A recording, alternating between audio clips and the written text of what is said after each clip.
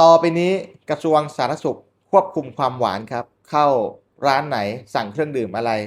หวานปกติเขาต้องลดความหวานลง 50%ครับเพราะอะไรไปดูกันหน่อยข่าวด่วนสำหรับสายหวานนะครับเตรียมลิ้นกันให้ดี11กุมภานี้นะครับเดินเข้าร้านกาแฟที่ไหนสั่งหวานปกติรสชาติจะไม่เหมือนเดิมอีกต่อไป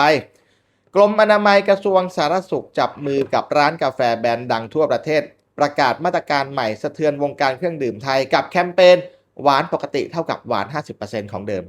งงๆกันใช่ไหมครับฟังกันชัดๆนะครับตั้งแต่1กุมภาพันธ์2569เป็นต้นไปเดินเข้าอเมซอนอินทนินคาเฟ่พันธ์ไทยแบ็คคันยอนสั่งเมนูเอาหวานปกติพนักงานจะชงให้ท่านด้วยสูตรหวาน 50% หรือใส่น้ำตาลแค่ครึ่งหนึ่งของสูตรเดิมเท่านั้นครับเหตุผลเพราะว่ากระทรวงสาธารณสุขต้องการดัดนิสัยการกินหวานของคนไทยลดความเสี่ยงเบาหวานโรคอ้วนและเริ่มปรับลิ้นให้คุ้นชินกับความหวานที่ลดลงหลายคนถามว่าเป็นการบังคับที่มีกฎหมายอะไรให้อำนาจบ้างต้องเรียนแบบนี้ครับว่าเป็นมาตรการขอความร่วมมือหรือ MOU ระหว่างรัฐกับเอกชนไม่มีกฎหมายลงโทษแต่อย่างใดแต่ในอนาคตอันใกล้อาจจะมีการจัดเก็บภาษีความหวานก็เป็นได้